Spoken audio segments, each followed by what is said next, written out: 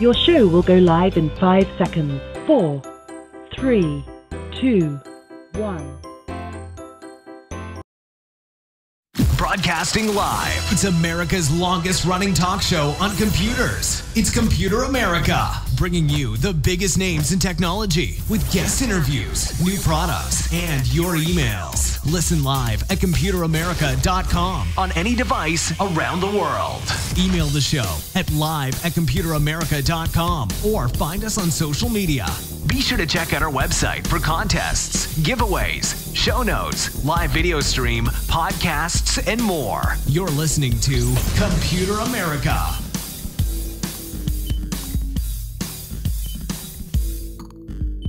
Hello and welcome into the Computer America Show. We are the nation's longest running, nationally syndicated radio talk show on computers and technology. I hope all of you are doing super well today because, well, it's Friday. And that, if not enough reason to be excited, exuberant about today's show, well, we are also going to have a winner, yes, from Logitech. And, well, we have one of our favorite correspondents here with us. And I don't say that about every correspondent, but Mr. Ralph Bond himself will be joining us via Skype here in just a moment. And, of course, for anyone out there who is new to the show, welcome into Computer America. And, well, Ralph Bond, he comes on the show every single month, like clockwork, to talk about the latest, innovations, technologies, a lot of them having to do with, of course, Autodesk, who he is, of course, with. And a lot of them are just plain old interesting. You know, a lot of medical stuff, a lot of future stuff, a lot of 3D printing. But, you know, today we have a great slew of topics. Now, of course, if you are driving, if you are working out or something like that, don't worry. We have you covered here with Computer America because over at our website, we have this thing called show notes, and they have everything and anything to do with the program. So a link to, of course, Autodesk. We have a link to the show notes that have all of the stories, all of the links if you want to go do more reading on your own. And all of that can be found over at our website. And let's see, there's I mentioned, of course, the contest. We're going to announce a winner here in about half an hour. And if you still want to get your entry in, because the contest is still ongoing for probably about the next month, well, you can find all that and more at our website. And, of course, the live video stream, where you can check out the video portion of Computer America. So, with all of that said, I think we're just going to jump into jump into the show with our guest, who is, again, Mr. Ralph Bond himself, longtime Computer America correspondent, been with us, oh so long. And let's see, did I actually close? I don't think I did. No, I didn't. Here we go. So, and joining us here, Ralph Bond. So, Ralph, how are you doing? Welcome back onto Computer America. Hey, okay. Yeah, it's great to be back. And come to think of it, I was just thinking to myself, I wonder how many years I've been associated with the show. I've been with Autodesk for 10 years. Prior to that, I was almost 13 and a half, almost 14 years with Intel. Mm-hmm. And of those years, a good chunk of those Intel years, I was coming down to Florida to do the show originally and all that good stuff. So, gosh, I don't know, 15, 18 years, something. Who knows? It's a long time. Way before even I was associated with the show. So that is, obviously one of our longest running. Like, let's see, I'm trying to think anyone else. Like, we've had a recurring guest that are longer, but as for correspondence, no, you may take the cake as as the longest running. Yeah. So, yeah. Very, very cool. This is the longest running show on computer technology in the United States. I want the title of longest running correspondent, guest, host, or whatever. Longest running correspondent of any tech show. I like that. There's a lot of hyperbole in there. I like that. Right. So, okay. And so Ralph Bond, the man himself, is here with us. Now, Ralph, can you kind of, for anyone out there who may be new or wants to know more about, what we're about to do here, tell us about the show notes that you do and why they're so important to you. Yeah. Yeah, the show notes are great, folks, as Ben is saying, and you can access them through the show website, of course, as he explained. And what we do in the show notes is I go out and I look for really interesting stories. So I don't create these stories. I curate them, if you will. I go out and look for good stories, and then I make kind of short notes, extractions from the article. Sometimes if the articles are really small, if the entire article is reproduced, In the show notes, we give you a link to every single article we're talking about so you can see the original source. We give credit where credit's due, of course, to the original outlet and author. And there's images, and equally important, often we have video links, and those video links are so much fun. What Ben does is on the video part of our show, that when you're seeing it online and seeing the video portion, he has the show notes up there and sometimes can fire off the video so you can see what's going on. But I encourage you, if you can, download those show notes, follow along. The other thing about the show notes, last but not least, is a lot of times we don't get through every single story that I put together for each appearance, but that's okay because you can use the show notes as kind of a homework assignment to go back and read the things that we didn't get a chance to talk about. So again, go out there and get those show notes. Absolutely, absolutely. So, with that being said, yes, the video portion is rather helpful this time around. And I think we're just going to jump into this because, every time you're on, Ralph, we never seem to get through all the stories. So the more time we can dedicate to this, the better. So where better to start than with story number 1? Yes, story number 1. This is fun. It's from an outlet called True Viral News. By the way, and I haven't used this. Yeah. And by the way, just real quick, I did a little bit of poking around, and at the very bottom of this article, for anyone who's a nitpick about sources, it says source motherboard. And Ralph, I gotta be honest with you, this is a copy and paste directly from Motherboard, and Mr. Michael Byrne is the author over at that article. Thank you. Good. Let's edit the show notes when we have a chance to put that in there. Thank you for finding that, because I thought it was sort of funny. I didn't see an author's name associated in the TVN posting. So again, what Ben was just saying, it was a drop copy liftoff from another source. So thanks for that. No problem. So yeah, go ahead. Cool. So jump into the story. Now, if you have the show notes, you can see a really, really cool illustration at the top that's very helpful later on as we get into the story. Oh, and by the way, long story alert. Sometimes these stories take a little bit of love and time to go through properly, and I only do this for stories I really think are worthy of this, and I think this one is. And as Ben knows, and listeners to the show been with us for a number of years know, that I'm really love this kind of cutting edge of science, cutting edge of medicine, cutting edge of computing technology. It's kind of that futuristic sort of stuff in many ways that catches my eye, and this story certainly was in that category. The headline for this story was "Nano Mesh On-Skin Electronics Are a New Biointerface Frontier." Irresistible title, right? So anyway, let's get into the story. Again, I warn you, it's going to be a little bit long, but patience, because it's worth it. So the author says, you can learn a lot about the goings-on of the human body just through the skin.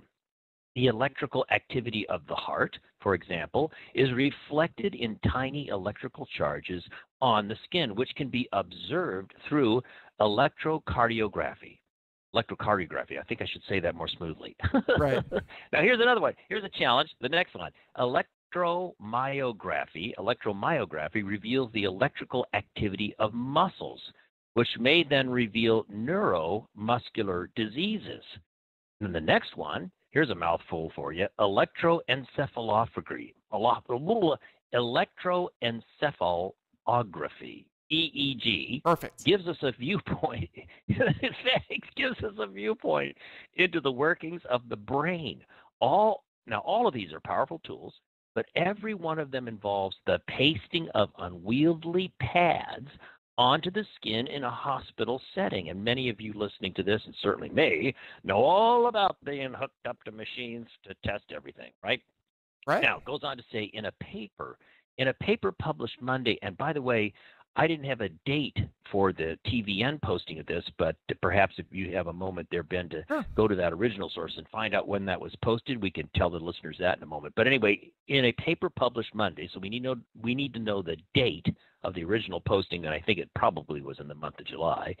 So in a posting or a paper published in Nature Nanotechnology, Akihito Miyamoto, that's the name of the scientist, and his colleagues offer an alternative in the form of ultra-thin meshes that offer direct integration with the soft surface of the skin. So again, the essential thing is here, think about all those pads and electrodes and stuff that the physicians or the nurses or technicians put on your body to monitor vital signs and all this sort of thing. And what Mr. Akito Miyamoto and his friends have done is come up with an entirely different alternative that's much more applicable and applicable to the skin. But let's go on to learn more about this. They involve virtually no mechanical footprint while allowing skin to breathe and sweat as normal. Or as my mother would say, not sweat, Ralph, animals sweat, we perspire. But anyway, nonetheless, medical uses aside, the new nanomesh technology offers a crucial advantage in wearables. Generally, a seamless interface between skin and electronics. In other words, the author says, where skin essentially becomes electronics. Ding, ding, ding. Let that sink in for a second, no pun intended. In other words, where skin essentially becomes electronics. If you're thinking RoboCop, if you're thinking, hybrid world, here it comes. Yeah. Miyamoto's nanomesh is hardly the first push into skin-based interfaces. Over the past several years, light-based and biochemical sensors have been laminated onto human skin for a variety of purposes, including skin-based displays and electrical, chemical, and physical sensors. Some implementations are even designed for long-term use, offering, for example, the possibility of persistent brain-machine interfaces via soft, foldable electrodes. Now, it goes on to say, I warned you, this is a long one, but I think it's worth it. A key limitation of prior efforts has been the necessity of a substrate, a thin base layer that connects electronics to skin. Substrates limit things in several ways, including overall softness, weight, and gas permeability. They just don't breathe very well. Now, the nanomesh described in the new paper offers a substrate-free interface. That's the advance. The mesh here is constructed on a basis of polyvinyl alcohol, PVA, a synthetic water-soluble polymer that's already used in a variety of medical applications. Here we go. The result is gas permeable, doesn't block sweat glands, and stretchable enough to be worn for long periods without discomfort. Now, before I go on, Ben, did you find out the date of the original article that this came from by any chance? Yeah, earlier in the article you mentioned that in a study published in I think it was Nature on Monday. This was actually published on a Monday, right. So I assume it was the same day this article was published, so July 17th, 2017. Perfect. Thank you, sir. I kind of figured it would be a July timeframe. Right. So here's a quote from the paper. It says, quote, touch, temperature, and pressure sensors placed on the fingertips are connected by mesh conductors with an E-textile system using a wireless module, the paper explains. Miyamoto's group, the research team, performed experiments in which patches were worn for 1 week with no resulting inflammation. Moreover, the mesh is able to retain its electrical conductivity even after being stretched and flexed up to 10,000 times. Whoa! Another quote. This time from Dr. Miyamoto. It says, our inflammation-free sensor can be used for continuous monitoring of vital signals under normal, everyday conditions over long periods of time. Now, it says here, to understand the structure of the new nanomesh, it's probably easiest just to see it above. That's the image that we're talking about at the very top of our show notes, friends. So if you're not able to see the show notes, please go get them so you can see this fascinating image. First, the PVA fibers are created through a process called electrospinning. Basically, you can imagine drawing thin threads of polymer material, out of a solution using electric force. It's actually really cool. There's a little parenthetical here. It says it's actually really cool, but a bit beyond the scope of this blog post. In other words, the technology to pull this off is a little complex. The author is saying, not enough room in this blog post to get into that. He goes on to say the polymer fibers are then patterned out and coated in a thin layer of gold. Finally, the resulting mesh is affixed to a patch of skin and sprayed with water. The PVA dissolves, leaving only the fine interwoven threads of gold. The substrate is gone. To test their nanomesh, Miyamoto and company constructed a system consisting of fingertip sensors connected to a fingerless glove containing a battery and wireless module, which itself was connected to a laptop computer. As the electrical resistance of the fingertip nanomesh changed as it came into contact with a metal plate, the resulting data was transmitted to the laptop. In further tests, the nanomesh successfully took the place of electrodes in EMG monitoring. Now, here's the final little paragraph. It's not crazy to imagine such an interface going beyond the skin and into the body itself, perhaps directly monitoring internal organs. So you see that the implications of this, friends, is more than just skin deep. Ooh, terrible pun. But challenges remain, such as constructing a similar nanomesh that is also resilient against the physical and chemical damage likely to occur in the wild, meaning in everyday life. Right. Wow. I'm sure, Ben, your mind was probably just spinning, as I always say this about some of these stories, possibility, what if? Man, if you do this, could you do that? Could you go inside the body, as the article itself infers? And the possibilities of this. And I keep talking about, in past many appearances on the show, when we encounter stories like this, Ben, I've talked about, I think robotics are great, and I think there's a great future for robotics. I get that. I'm not saying anything against robotics, but I honestly think the augmented human, the fusion of tech and actual human beings, to create this kind of hybrid entity. And then now, if you're talking about messing around with designer babies and stuff, recent news, right? Yeah. We're on a path for something really interesting there. And I think then the end of the day, an augmented human being, designer gene human being as we go on, augmented with technology incorporated into the body, is, I think, more our future than robotics. But that's just my personal opinion. Ralph, that's why I like you, because you're an optimist. Because from all of the news and even some of the stories that we have coming up here in the show, hopefully we'll get to the one about the I think it was like the skinny guy in the cereal aisle or something like that. Oh yeah. And it's great to think that humans, we're going to use technology to make us better humans in any way conceivable. It's great, but humans are still humans. They still want healthcare. They still want vacation days. They still want a reasonable wage. It's just, I think that humans are going to become better through technology. It's just technology is going to replace a lot of humans in a lot of ways. But and by the way, for anyone out there watching the video portion, the source material for this article that we just did had another image that wasn't included in your show notes, and it shows actually a finger with two gold strips, which would be kind of the device running down it with a light, a sensor kind of glued onto the skin, and it kind of shows just what this would actually look like on the skin. And think of a very thin golden kind of tattoo looking thing. And that would of course be your sensor. So bending is great and all. I can see how maybe even so much as a paper cut would probably disrupt this thing. But I mean but you're right. The implications for this, what we have to go through nowadays to get these clear monitoring signals is pretty rudimentary, pretty basic. So something like this could definitely replace in the future. Just have to work on it. So. Very cool article, and glad that we made it through it. Yeah. Well, like I say, it was a long one, but I hope you think it was worth it, because I just thought it was fascinating.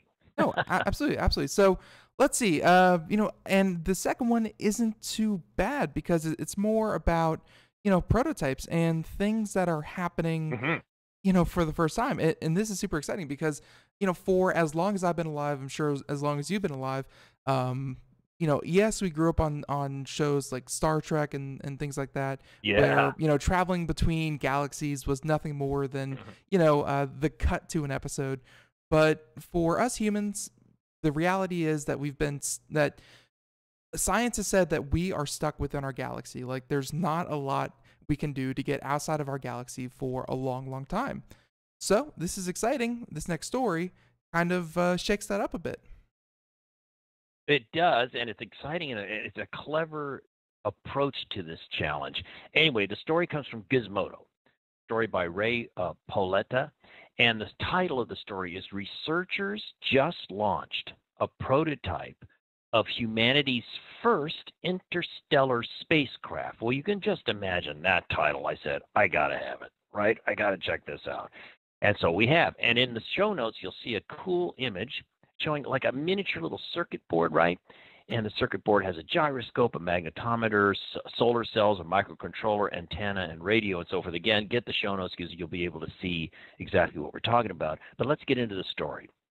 It says last year, extraterrestrial exploration venture, so a company called Breakthrough Initiatives, announced an ambitious plan to send, get this, tons, T-O-N-S, tons of tiny spacecraft to our nearest neighboring star system, Alpha Centauri. The project, called Breakthrough Starshot, is focused on launching lightweight nanocraft to the stars at rip-roaring speeds. All the bells went off in my head. I mean, there's just so much in that one paragraph that just, wow. Goes on to say, recently, the project took a big leap toward achieving its ultimate goal by successfully sending 6 test craft into low Earth orbit. The tiny spacecraft, again, the show notes have the image of the internal organs of the little spacecraft, are called sprites, are just about 3.5 centimeters on each side and weigh about 4 grams. They almost weigh nothing, right? Aerospace engineer Zach Manchester, who is leading the design on the sprites, these little tiny spacecraft, has been working on them for, get ready for this, for the last 10 years. Oh my gosh, talk about patience. There's a quote here. What we've set out to do from the beginning is push the size limits of spacecraft, Manchester told Gizmodo magazine. Quote goes on, the question was, how small can we make a satellite and still make it do something useful? One of the challenges is how can you get enough power, and given the tiny power you can harvest, how do you communicate back to Earth? And there's a link here to a YouTube video on this you can check out, which is a lot of fun. We just showed, and I'm going to go on now. And by the way, we just showed, showing it on the screen there? Yeah, we just finished showing it. It's only about a minute long, and man, it really puts this article into something very, very cool. Yeah. And so to go on here, it's not too much more here on the story, but it says Manchester and his fellow researchers hope that eventually mini spacecraft similar to the sprites called Starships, you got to love that name, called Starships, will be able to travel at 20% the speed of light, which translates to about 37,000 miles per second. It would take a spacecraft traveling at this speed less than 7 seconds to reach the moon from Earth, according to Sky and Telescope magazine. Those are speeds and distances no spacecraft of any size has gone before. Currently, the farthest spacecraft ever built is NASA's Voyager 1, of course, which launched in 1977. My Lord, 1977, and only just reached interstellar space a few years back. Wow. For now, the sprites are, as he says, chilling in low Earth orbit. They launched on June the 23rd of this year on an Indian rocket called the Polar Satellite Launch Vehicle. Breakthrough Starshot anticipates that a second satellite will release soon. Now, in conclusion here, it says, obviously, much more work needs to be done before we get our hopes up about an interstellar voyage. But for astrobiology nerds and tinfoil hat believers alike, that's pretty funny, the Sprite's successful launch could be an important step toward finding life beyond Earth. Ends with a quote here, the distances are immense, and it's a big challenge, Manchester added. We're a long way out to the eventual goals of Breakthrough Starshot, but we're setting the early precedent here. So again, this is a story about possibilities and a clever way of thinking about dispersing thousands of these little miniature spacecraft, if you will, getting them to a speed that's meaningful and somehow getting them out there in a hope that they encounter intelligent beings that can deal with the signals. Hey, who knows? Yeah, no, I mean, just think about it kind of reverse ways. If if humans kind of found a little star chip or something, like it, and we were able to pick it up and kind of go, holy crap, we didn't make this. Think of what it would be like, what you could learn. And by the way, just through some basic math that I'm sure is probably wrong, if this thing were to reach its maximum speed, and I was kind of wondering how long would it take for a star chip to reach the distances that Voyager 1 is currently at, and let's see, 96 hours. So that's all Oh of my gosh. what, maybe 4 days. Oh, wow. Yeah, so Oh my gosh, that's amazing. yeah, so 4 Wow, days, and Ben, it that took, is so cool. Thanks for doing that. no problem. So yeah, so by 4 days for what it took 40 years for Voyager 1, and that's all thanks to the size and lightness of this chip.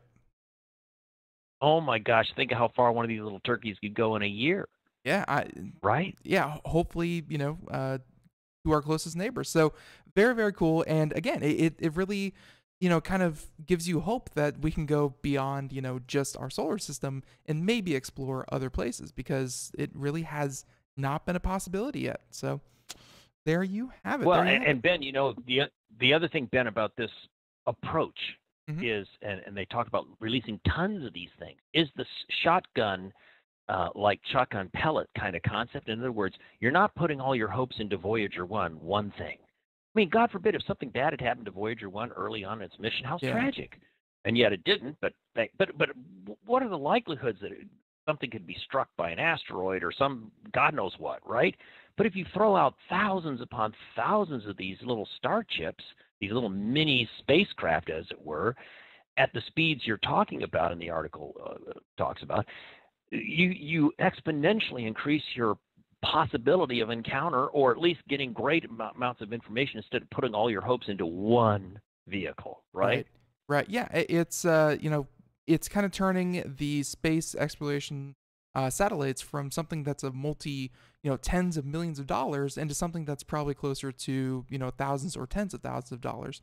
It's Very yeah, good point. very, very cool. So listen, Ralph, we have time to kind of get into, maybe not finish the next article, but of course, you're from Autodesk. They do a lot of construction. That's a given. And Yeah. I recently did a bit of, kind of home improvement, maybe last year.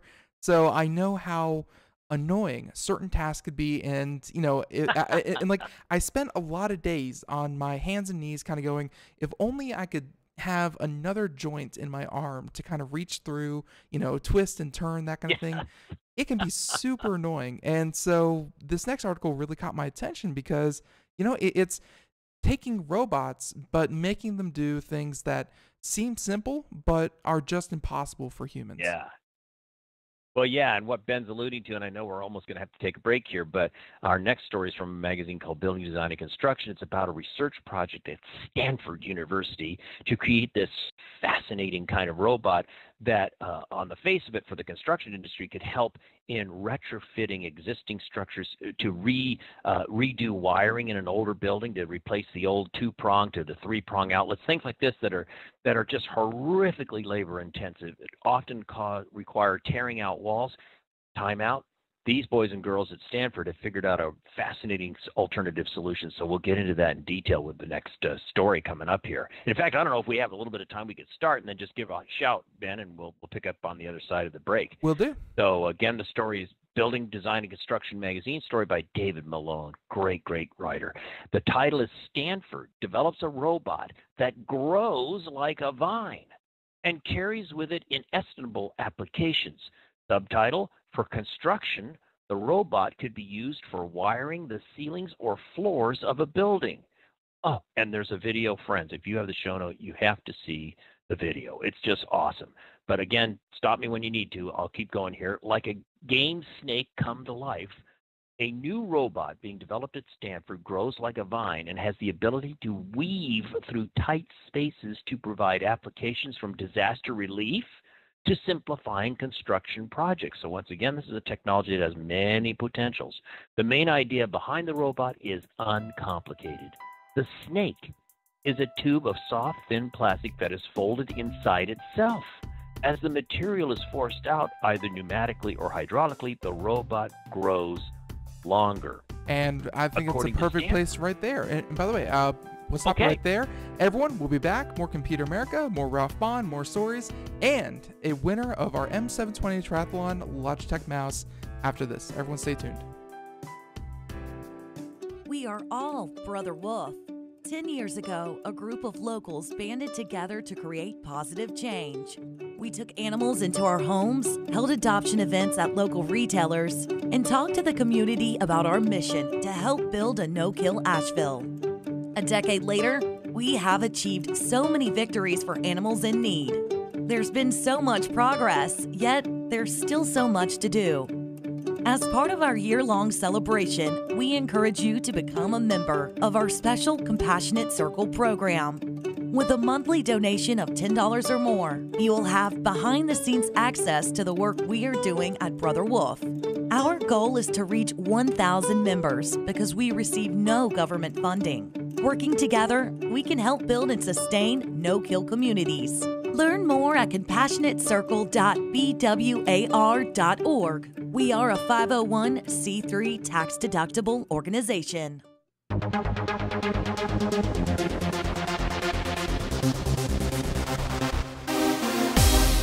And welcome back to the Computer America Show. It is 31 minutes past the hour as we continue on here.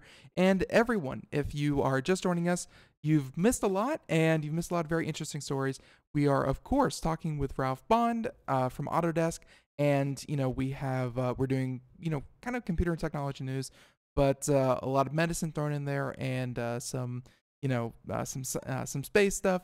It's a lot of fun. So check it out, computeramerica.com, audio, video archives, as well as podcast versions of the program. So with that being said, Ralph, before we get back to this article from researchers at Stanford, we do have a winner to announce. So if you wouldn't mind, let us give away a prize. So here we go. Go for it. Yeah, perfect. So here we go. This week's winner is, drum roll. We got it. There we go. All right, so this week's winner is Mr. Shane Sandman. Shane Sandman, who listens to us in Burlington, Massachusetts. And Shane, he won simply by following us on Twitter this week. Last week it was YouTube. This week it was Twitter. So, Shane, if you're listening, congratulations. And we will be contacting you shortly after the show to get you in touch with Logitech. And of course, hey, it's very, very easy to enter. So all you have to do, computeramerica.com, over on the right, there's a form right there, and enter to win. We give away a prize every single Friday. And hey, maybe next week we could be calling your name instead of Shane's. So thank you so much. And of course, thank you for listening to Computer America. So with that being said, now we are, of course, getting back to Ralph Bond news, and we're talking about this kind of, it says grows like a vine snake, twisty bendy kind of robot. That when you think robot, I think a lot of people think of, just kind of very rigid, very, skeletal, almost human-like robots. This is something that's, kind of octopus-like, vine-like. Yeah, it's robotic and not robot like we normally think of in a Right. sense. So actually the story does raise some interesting things about what we think of when someone says robot. We think about, I don't know, RoboCop, or we think about a traditional humanoid-like robot or something of this nature, or we might think about robotic manufacturing arms that weld car pieces together or something like this.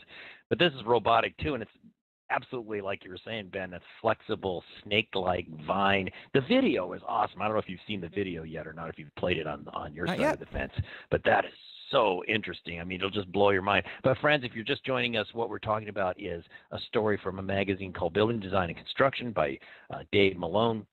The headline was Stanford University develops a robot that grows like a vine. And what we were talking about is the implications of this for the construction and engineering building industry, but it also has implications for many other possible uses as well. So to pick up where we left off, the main idea behind the robot is uncomplicated. The snake is a tube of soft, thin plastic that is folded inside itself. This is the key. As the material is forced out, either pneumatically or hydraulically, the robot grows longer. According to Stanford, the robot's design is so useful because the tip moves and results in growth while the body remains stationary, making it incredibly difficult for the robot to become stuck. Ding! That's the key.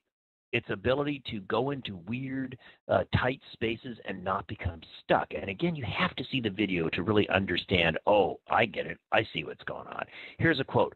The body can be stuck the body can be stuck to the environment or jammed between rocks, but it doesn't stop the robot because the tip can continue to progress as new material is added to the end, says Elliot Hawks, a visiting assistant professor from the University of California, Santa Barbara, in the Stanford article on the robot. We have a link for you embedded in the show notes to that article. And then the video I was telling you about, that's must-see video because it'll just make you go, oh my gosh.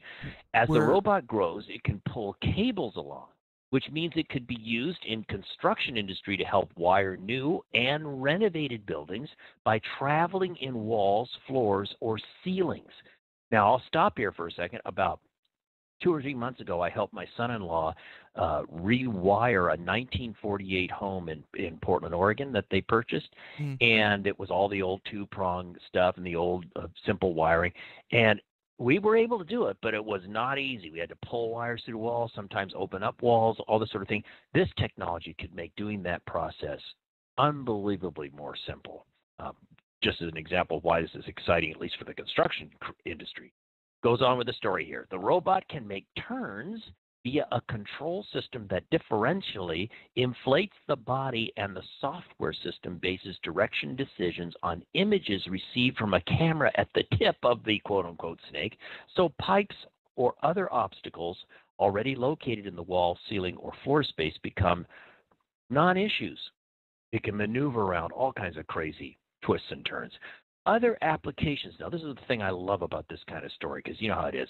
These technology breakthroughs may have been designed or intended for one simple use, like rewiring a building, but the possibilities just fly off the chart. And here's this great paragraph. Other applications include scaling the robot for search and rescue operations. Wait a minute, that's interesting. Growing vertically to act as an antenna, or being used to deliver materials such as water to hard-to-reach places. What if you have a terrible earthquake? A building has crushed down on itself. Chunks of concrete, floor, rebar. We've all seen the images. The dogs detect a human is still there. You might even hear the human calling out, and so forth. This technology could snake its way through the most difficult passages to bring, as this suggests, water and maybe medicine and vital things to someone trapped in a terribly difficult to reach spot, right? Wow. Anyway, the robot is detailed, if you want to learn more, in Science Robotics paper published on June the 19th, and we have a link to that paper in the show notes. I rest my case. I love this story. The elegance of this concept, Ben, it's genius. I love it. I definitely like it, but I will say, after having watched the video, it makes me very uncomfortable the way that it kind of grows and moves around, because it's very organic looking. It's kind of like an earthworm just kind of extending. So you know what it's like? When I watched that video, it reminded me, 4th of July not that long ago. You remember those little funny things? You put them on the ground, and you take a match to the top, and they the worm things, they sort of grow out and wiggle around. You know what I mean? I'm looking up, and it's like a black snake firework or something like that, and it's exactly, and it's so weird. But no, and they show it putting out fires. Like they showed the tube able to deliver water and able to put out a fire. I mean, no, it obviously has a lot of applications. But you can kind of see that, this is the kind of research that, some of the top tier universities around the country are kind of encouraging their students to do. And it's, it probably does have a lot of applications. So very, very cool article. It's genius. So, I say Yeah. we do this next article, and then we're going to start skipping around and hitting some of our favorites. But Sure. I really wanted to do this one because medical duct tape. It seems like to me that there's that old adage that if it can't be fixed with duct tape, then it can't be fixed, and you could never say that for for medicine, because you can't duct tape a heart. But here we have it. If you're watching the video portion. Yeah, they kind of duct tape a heart together.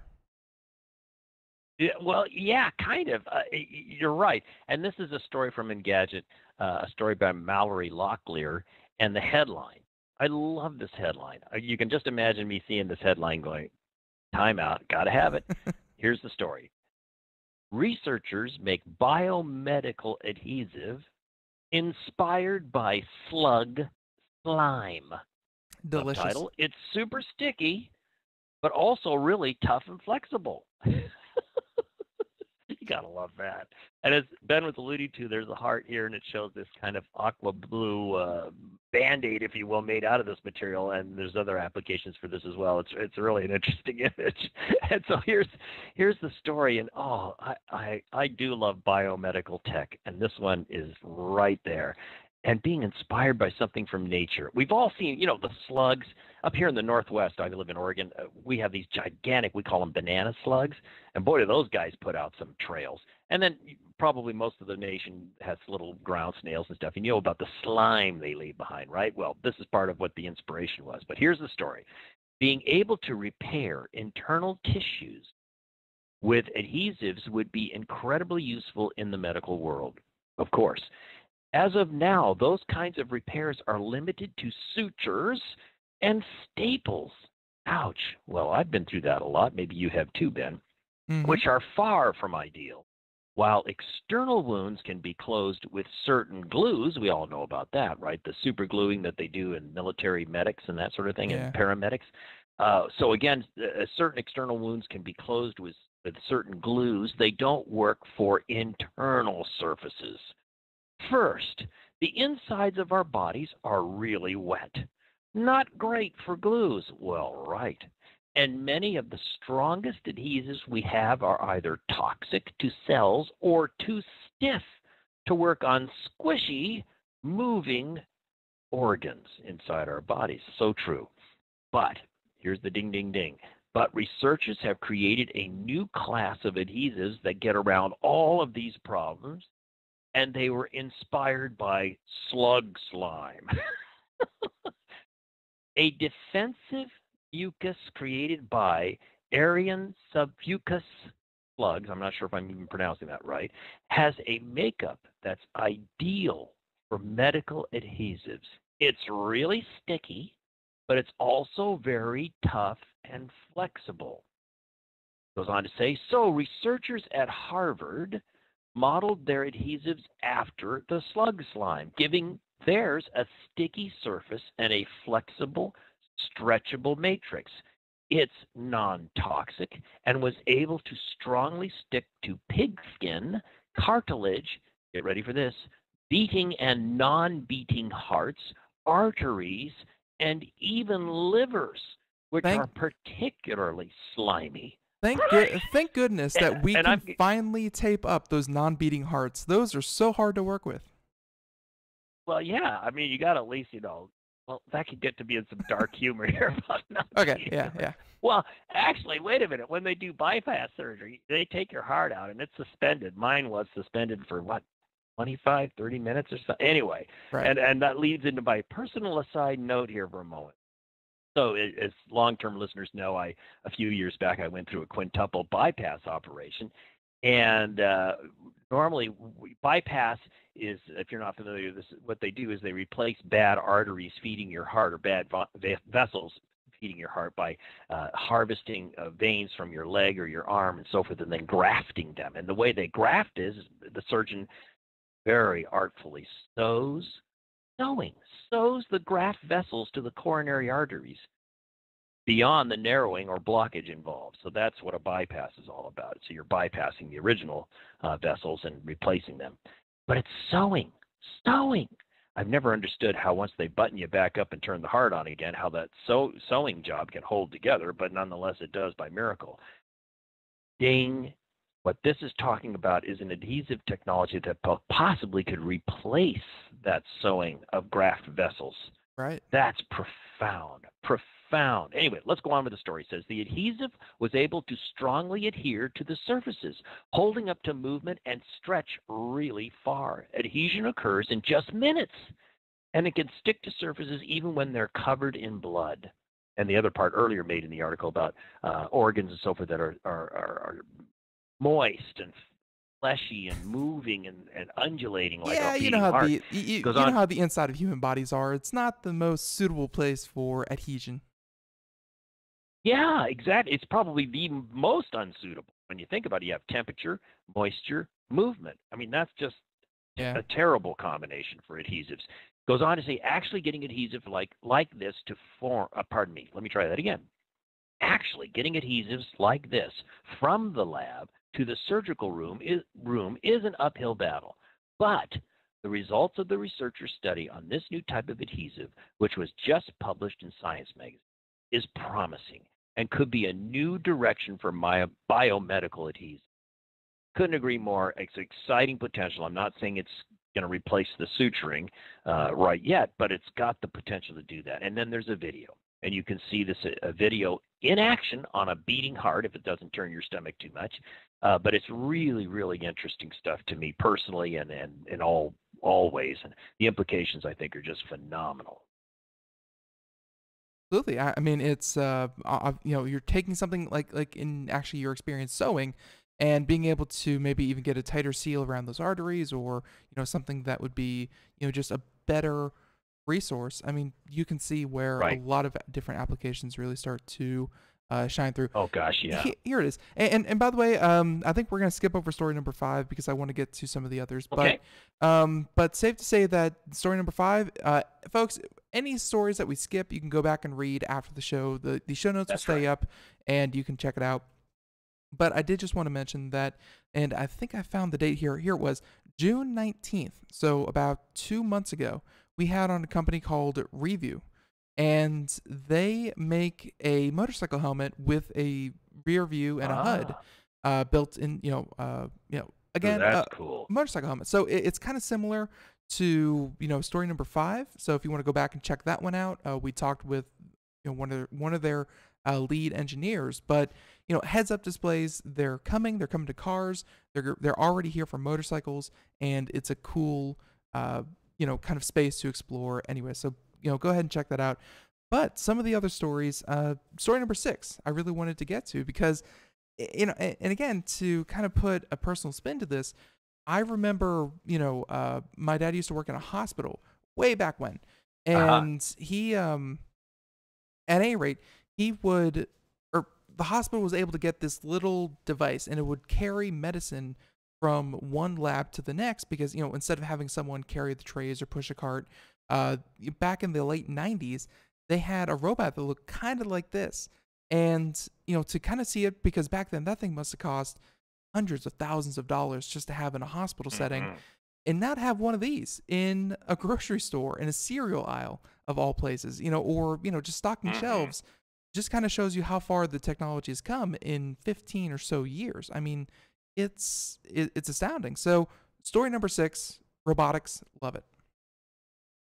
Yeah, and this one comes from an outlet called, I hope I'm pronouncing it right, it's spelled AXIOS, Axios, I guess, I'm not sure. Story by Steve Levine, and the title of the story, and this is why I think Ben jumped on this right away, as I did too. The title's great. It says, "The skinny guy in the cereal aisle is a robot." And to get the joke, you need to see the show notes and see the image. It's really kind of funny because it's this very, very columnar, very slender little robot. Well, it says here in the story, after their break into the fast food industry, robots are about to debut in big retail stores. Later this year, a Carnegie Mellon University spinoff, so a company that's spun off from some research done at Carnegie Mellon University, is launching a mobile robot that it says can work agilely among workers and shoppers while keeping track of store aisle or inventory that's stored on shelving. Again, you need to see the picture to immediately get the idea. Think about a grocery store and you're going by the soup can section or something like that. That's what we're talking about. So the researcher here, or the founder of the company, his name is Sarjun Skaff, S-K-A-F-F, founder of Bossa Nova Robotics, would not say which stores his robots will debut in, but only that it is a big box retail chain. He said Bossa Nova, a Pittsburgh startup that has raised $24 million in venture capital, has been testing the tall, skinny, wheeled robots in stores for 4 years. So they've been doing some pretty good field work here. Now, I love this in these kind of stories. It says why it matters. Look for the relatively fast arrival of such robots in grocery and other big stores which are seeking to staunch losses as shopping shifts online. Boy, is this a big trend that we're all witnessing now, the closure of so many of these Sears stores closing, Macy's stores closing, because the online world was just changing the nature of how we buy things, but I digress. So it goes on to say one big money suck for the retail industry is mislaid, lost, and poorly tracked inventory, which according to studies results in billions of dollars of losses a year. Which is so weird. Now, goes on. And just so quick, I mean, you really don't think about, it's one thing to have Right. something on a shelf and, you as kind of the consumer, you just see it there. But you got to figure as a stalker, people moving it around, people, maybe in the back room, misorganizing it. That's, you just never really think about that as being a big loss of time and revenue. But there you go.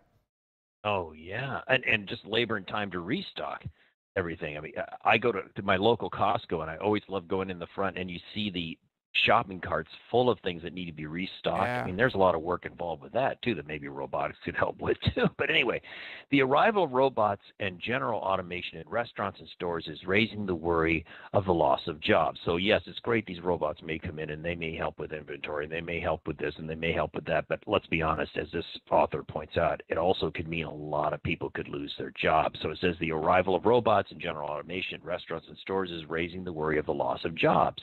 Since retail, with 15.9 million workers in the U.S. alone, is one of the single biggest employers in the world. It is both a first job and a last resort for a large segment of the population in many countries around the world, right? Some 80,000 U.S. retail jobs were lost in the first 5 months of this year. Wow. Online stores like Amazon are hiring, that's true, but they have not matched the layoffs in department and other big stores. So yes, it's great and groovy that these robots are coming into these environments. Bad part about all robotics and retail, brick and mortar situations, is it could reduce human jobs. So, it's a good and the bad all at one time, and we've certainly seen this kind of disruption in previous industries before, like manufacturing. So interesting story, though, and a fun concept for this little kind of any little robot that can maneuver around quite deftly. I kind of wouldn't be surprised if, maybe not in, big, they say it's coming to a big box retail soon. And maybe not Walmart, because Walmarts tend to be like 24-hour kind of deal, but it wouldn't surprise me to have something like, like these robots that kind of after store hours, when everything's closed down, they can kind of get free, free roam. They don't have to worry about hitting people or people hitting them or things like that. They just imagine, just kind of after hours, little robots skitter around the store, restocking everything. And then, you open up in the morning and everything's good to go. It's, you're right. I mean, this is a changing industry. This isn't just people who are going to lose their jobs in retail, but it's just retail in general, moving online, moving to automated. It's shopping is never going to be the same after this year or the next year. It's an interesting time. It is. It's boy, I live in Portland, Oregon area, and there was a story the other day about such and so big retail store closing, losing another outlet here and there and everywhere. And I'm guilty. I shop like crazy on Amazon. I absolutely love it. It's too convenient not to do. It's just the way it is. So, all right, but we can lament the loss of, stores all day long. We've talked about that before on the show, but AI, it has other useful applications. we've talked about identifying, certain forms of cancer. We've talked about automation, like we just showed. But I think one of the strongest use cases is putting humans in their place on Miss Pacman. I'm happy that you found this story because I did not catch this one. This is of course, very significant. And this also comes from that outlet called Axios that I was telling you about, a story by Shane Savitsky. This goes back to June the 15th. The title is Microsoft AI, Artificial Intelligence. Microsoft AI just broke the Ms. Pacman world record. You're right, this is important. But it is important for programming, so you'll understand as we get into the story. So here's the story. It says, an AI program designed by Microsoft acquired Maluba, M-A-L-U-U-B-A, has achieved the first perfect score of 999,900 on the Atari 2600 version of Ms. Pacman, per another publication called The Verge. In 35 years, the best score achieved by a human had been 266,330. And their AI program nailed a perfect 999,900. The method, how was this done? The AI breaks up different portions of the game, like collecting pellets or avoiding ghosts, into 163 smaller chunks, assigning each task to an agent. Each agent then submits its recommendation to the senior manager, which makes the ultimate decision on how to move in the game. For example, the senior manager will always choose to avoid a ghost over collecting additional pellets. And of course, as you can imagine, with our microprocessors today, those decisions and all that chain of command up and down communication is happening in infinitesimally fast, right? And then it goes on to suggest the applications. Microsoft says this strategy of aggregating small-scale recommendations to achieve a large-scale goal can be applied to natural language processing or helping a company sift through sales leads, for example. So again, the key is small-scale recommendations to achieve a large-scale goal. It's a fun kind of concept, and this is the strategy behind the AI here that was used to beat this game.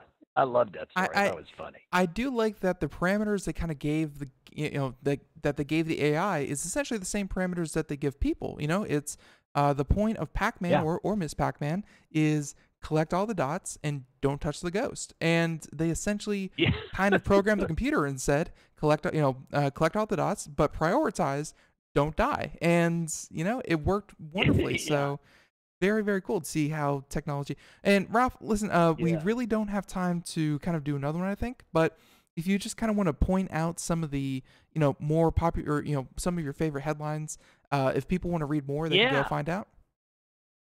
Let's do that. Yes. So story 8, go back to the show notes, check it out. This is one that involves my company, Autodesk. It talks about Facebook. And Autodesk partnered with the design organization geared toward underserved kids. So there's a really fun story about some work our company's doing with Facebook and this organization to help the kids in challenged areas to get into design, have a chance maybe to look at a design career. Here's a weird one. I couldn't resist. This is bizarre. Story number 9. A new portrait of the world's first flower is unveiled. Reconstruction of sex organs and petal-like parts gives clues to ancient flowers' origin. They're talking about the origin of our flowers today going back like 140 million years ago. That's a fun story. Looks, and really, the flower, by the way, looks really, really similar to a magnolia flower. I mean, it's not completely alien. Does, doesn't it? Very cool. I thought about that too because my daughter has a huge magnolia tree in her backyard. Story number 10. The Dutch wind wheel wants to create a new sustainable landmark for Rotterdam. It's a gigantic... 90 seconds. I wouldn't call it a skyscraper. It's indescribable. You have to see the pictures, read about it. It's a fascinating building in its own right, just as a structure, but it's also super sustainable, super energy efficient. And then as Ben was saying, we have that story about a helmet that there's an attachment for a helmet that would give you a heads-up display and information. And Ralph, audio we're going to have to end it right there. We never do get to all the stories, but we do like that you come prepared. And Ralph, tell us what Autodesk is doing. Where can they go to find 60 seconds. Where can they go to find more information about some of the initiatives we talked about today? Oh, yes. Always something cooking at Autodesk. Come out to Autodesk, AUTODESK.com. Just start looking around our website. It's just a blast. All right, everyone, we have a link to that in the show notes. We have a link to of course, the show notes in the show notes and more. Check it out, computeramerica.com. And one last time, congratulations to Shane Sandman for being this week's winner for Computer America and Logitech.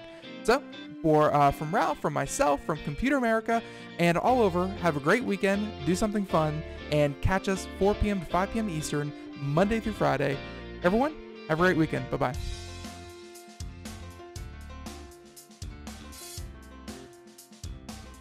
10 seconds.